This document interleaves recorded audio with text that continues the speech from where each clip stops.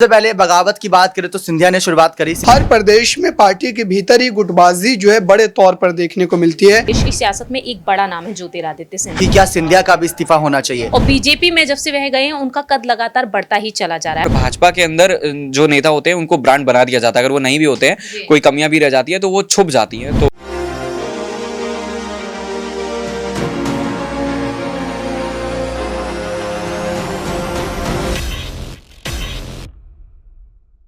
स्वागत है मेरे खास प्रोग्राम राजनीतिक गलियारा में। मैं कशिश आपके साथ। आज का मुद्दा है ज्योतिरादित्य सिंधिया की क्या कांग्रेस में वापसी होगी, क्या माना जाए कि वो यहाँ पर बीजेपी सरकार से इस्तीफा दे देंगे। कुछ बड़ी जानकारियां लगातार सामने आ रही है। हमने खास रिपोर्ट आपके साथ पहले भी साझा की थी यहाँ पर ज्योतिरादित्य सिंधिया को लेकर कि क्या वो बीजेपी छोड़ सकते हैं, कांग्रेस में जा सकते हैं, क्या वजह रह सकती है। शिवराज सिंह चौहान को लेकर ना जाने ऐसे कितने सारे नेता थे जिन्हें लेकर लगातार खबरें सामने आ रही थी। तो पहले मैं आपको यहाँ पर कुछ खास जानकारियां देना चाहती हूं। मैं आपको बता दूं कि यहाँ पर साफ तौर पे कहा जा रहा है कि गुजरात फॉर्मूले पर विचार किया जाएगा। गुजरात फॉर्मूला जैसे यहाँ पर दिखाया गया था वहीं पर कहीं ना कहीं मध्य प्रदेश में भी वो हो सकता है। 50 से ज्यादा नेताओं की टिकट कट सकती है और यहाँ पर बहुत बड़ी बड़ी खबरें भी लगातार सामने आ रही है। ज्योतिरादित्य सिंधिया को बड़ा झटका लग सकता है, इस तरीके की बात कही जा रही है। तो यहाँ पर सबसे पहला सवाल मेरा प्रियांशी से ही रहेगा, उसके बाद और भी काफी सारी जानकारियां आपको दूंगी। तो प्रियांशी से सवाल कर लेते हैं। यहाँ पर सिंधिया को लेकर साफ तौर पे कहा जा रहा है कि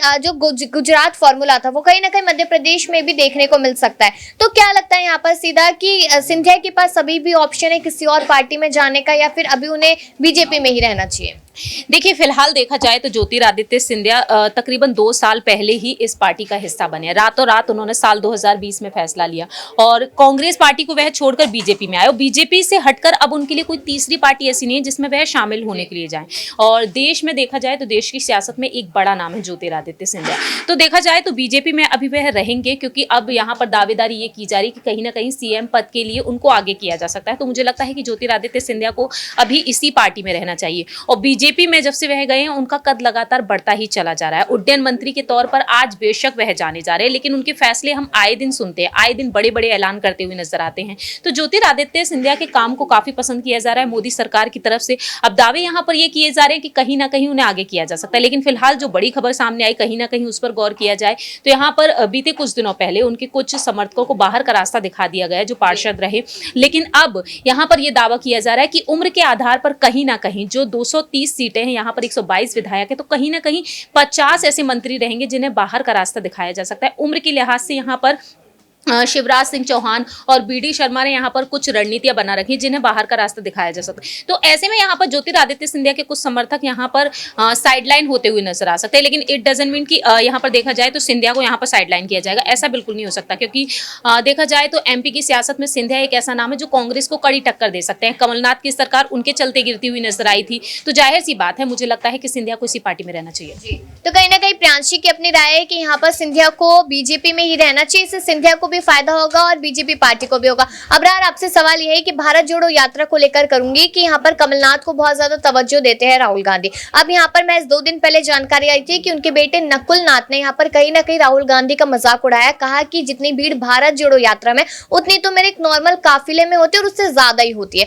तो कमलनाथ के बेटे का ये बयान आना, राहुल गांधी की नाराजगी कमलनाथ के यहाँ पर दिखना, तो क्या लगता है कि अब किसको मौका राहुल गांधी दे सकते हैं? क्योंकि सिंधिया को लेकर तो हमने काफी सारी जानकारियां यहाँ पर जनता को दी है, तो कमलनाथ पर क्या यहाँ पर खबर आई है सामने? देखिए, जिस तरीके से कमलनाथ ने मध्य प्रदेश की सियासत में लगातार कांग्रेस पार्टी के लिए काम किया, हाँ ये बात ज़रूर है कि जो नकुल नाथ के द्वारा बयान दिया गया था उस बयान से राहुल गांधी को नाराज़गी भी हुई होगी, क्योंकि उन्होंने ये कहा था कि जब वो एक कार्यक्रम कर रहे थे वहाँ पर जो लोग मौजूद थे उसका कंपेयर उन्होंने भारत जोड़ो यात्रा से कर दिया, जिसकी वजह से कांग्रेस पार्टी के कई वरिष्ठ नेताओं ने भी इस बयान की निंदा की थी। लेकिन अब देखा जाए कि मध्य प्रदेश में अगर कांग्रेस पार्टी को फिर से सत्ता की तरफ अपने कदम को बढ़ाना है तो जाहिर सी बात है कि इस तरीके के बयानों से बचना पड़ेगा, वरना भारतीय जनता पार्टी फिर से राजस्थान वाले मुद्दे को मध्य प्रदेश की सियासत में लाना चाहेगी। क्योंकि कांग्रेस पार्टी की ये खामी कही है, ये कमी कही है कि हर प्रदेश में पार्टी के भीतर ही गुटबाजी जो है बड़े तौर पर देखने को मिलती है और ये एक तरीके से बड़ी कमजोरी होती है और इसके वजह से सत्ता में वापसी की जो एक उम्मीद होती है वो भी ख़त्म हो जाती है। फिलहाल अगर इस समय की बात की जाए तो मध्य प्रदेश में कांग्रेस पार्टी की स्थिति भले ही अच्छी हो, लेकिन फिर से एक बार मुख्यमंत्री पद को लेकर के घमासान छिड़ सकता है, क्योंकि वहाँ पर भी कई ऐसे बड़े चेहरे हैं। कमलनाथ की अगर बात की जाए तो कमलनाथ को जब मुख्यमंत्री बनाया गया था बीते विधानसभा चुनाव के नतीजों के बाद, उसके बाद ही ज्योतिरादित्य सिंधिया की नाराजगी सामने आई थी, क्योंकि उनको चेहरा बनाकर चुनाव जो है लड़ा गया था, युवा चेहरे के नाम पर चुनाव जो है लड़ने की बात कही गई। लेकिन जब नतीजे आए उसके बाद कांग्रेस पार्टी पलटी मार गई और कमलनाथ के हाथों में मध्य प्रदेश की सत्ता सौंप दी। तो ऐसे में कहीं ना कहीं फूक फूक करके कदम आगे बढ़ाने होंगे, क्योंकि मध्य प्रदेश में चुनाव नजदीक है विधानसभा, और ऐसे में कांग्रेस पार्टी को अभी से तैयारी करनी पड़ेगी।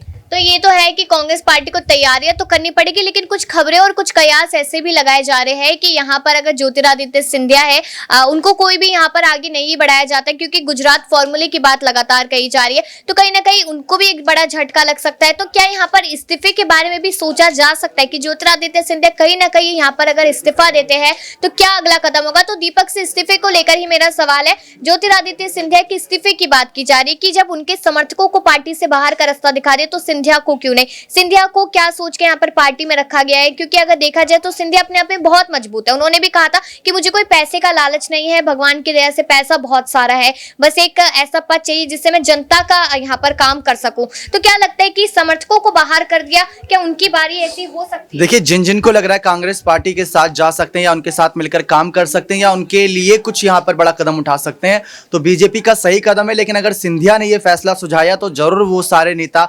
सिंधिया को कहीं ना कहीं लपेटे में लेते नजर आएंगे अपने बयानों के तहत। लेकिन सिंधिया के इस्तीफे की आपने बात करी कि क्या सिंधिया का भी इस्तीफा होना चाहिए, तो सबसे पहले बगावत की बात करें तो सिंधिया ने शुरुआत करी, सिंधिया ने बगावत करी। उनके पास मुद्दा था, मुद्दा ये था कि उनको आगे मंत्री पद नहीं दिए जा रहे। जैसा कि आपने कहा कि सिंधिया को पैसे की नहीं पद की लालसा है। सच में उन्होंने साफ कहा कि मुझको पद चाहिए, क्योंकि अगर एक आम आदमी अगर कोई किसी व्यक्ति को काम करने के लिए बोले वो नहीं करेगा, लेकिन अगर पद को लेकर काम करने के लिए बोला जाए तो शायद वो करता नजर आए। इन सब बातों को लेकर तमाम मुद्दे बनाए जाते हैं। तो सिंधिया एक सबसे बड़ा मुद्दा इस समय बना हुआ है मध्य प्रदेश की राजनीति में। जैसे पायलट बना हुआ है राजस्थान में, जैसे अगर बात कर ले महाराष्ट्र में शिंदे बना हुआ है, दिल्ली में केजरीवाल बना हुआ है, वैसे महाराष्ट्र से इन सबसे अलग मध्य प्रदेश में सिंधिया बना हुआ है। सिंधिया का इस्तीफा कराना यानी बीजेपी अपने पैर पर कुल्हाड़ी मारी, क्योंकि वो जानती है कांग्रेस की सरकार सिंधिया के दम से बनी थी 2018 में, और वही दम सिंधिया अभी दोबारा दिखा सकते हैं। बल्कि इस बार तो उनकी ताकत बढ़ चुकी है, वो तो इंटरनेशनल लेवल तक यहाँ पर उनका काफी नाम हो चुका है, तो लोगों के बीच अपने काम को भी दिखा सकते हैं उड्डयन मंत्री के तौर पर। तो शायद बीजेपी अपने ही नुकसान कर लेगी सिंधिया के खिलाफ बोलकर, लेकिन सिंधिया को साथ रखकर अगर 1000-2000 समर्थक भी निकालने पड़े तो वो बीजेपी करने को तैयार हो जाएगी, क्योंकि बीजेपी ऐसे लोगों को रखना नहीं चाहती जो अपने ही नेताओं के खिलाफ बोले। सिंधिया बीजेपी में आ गए तो वहीं पर सारा काम हो चुका है कंप्लीट। बाकी की रणनीति आला कमान तय करेंगे, मोदी शाह तय करेंगे, नड्डा तय करेंगे यहाँ पर। तो बाकी जो समर्थक यहाँ पर बयानबाजी करते हैं उनकी बयानबाजी खत्म करने के लिए, जो अनुशासन बनाए रखने के लिए, जैसे राजस्थान में विधायकों ने बगावत कर दी थी, उस दिन बहिष्कार कर दिया था बैठक का, उन विधायकों पर कोई फैसला नहीं हुआ। लेकिन यहाँ बीजेपी में देख लीजिए, इसीलिए बीजेपी पार्टी आगे है, क्योंकि उन्होंने ताबड़तोड़ फैसले लेकर सिंधिया के खिलाफ बोलने वालों को तुरंत ही पार्टी से निकाल दिया। तो ये अच्छा मैसेज दिया उन्होंने। एक आखिरी सवाल मेरा कपिल से यहाँ पर रहेगा। ये पूछना चाहूंगी मैं आपसे कि आपको क्या लगता है कि सिंधिया के कांग्रेस में ना होने से क्या नुकसान और बीजेपी में होने से क्या फायदा यहाँ पर आपको दिखाई दिया? सिंधिया अगर कांग्रेस में नहीं है तो कहीं ना कहीं सरकार, जैसा कि आप देख रहे हैं कि उनके बल पर बनी, और फिर जब उन्होंने जैसे ही अपने समर्थक जो भी उनके थे उनके साथ पार्टी का दामन छोड़ा तो सरकार गिर गई। तो कांग्रेस के साथ अगर वो फिर से जाते हैं तो कहीं ना कहीं सरकार बनाने के जो इरादे वो और मजबूत हो जाएंगे। वहीं भाजपा की अगर बात करी जाए तो ये बड़ा मुश्किल हो जाता है कि वो जो है भाजपा को छोड़कर कांग्रेस में जाने के बारे में एक बार भी सोचेंगे। तो बीजेपी को क्या फायदा हो रहा है अगर वो इस्तीफा देने की नहीं सोचती, क्योंकि उनके समर्थकों को तो बाहर का रास्ता दिखा दिया? हाँ, उनके समर्थकों को जरूर बाहर का रास्ता दिखाया, लेकिन जहां तक भाजपा की बात है तो उन्हें ऐसे नेताओं की लगातार तलाश रहती है जो युवाओं के नाम पर उनके प्रचार किया जा सके, बोल के कि ये युवा है, और उसके साथ साथ उनके जो फैसले रहे हैं, जैसा कि हमने देखा था कि 6 जो भाजपा नेता थे उनको बाहर निकाला गया था क्रॉस वोटिंग की वजह से।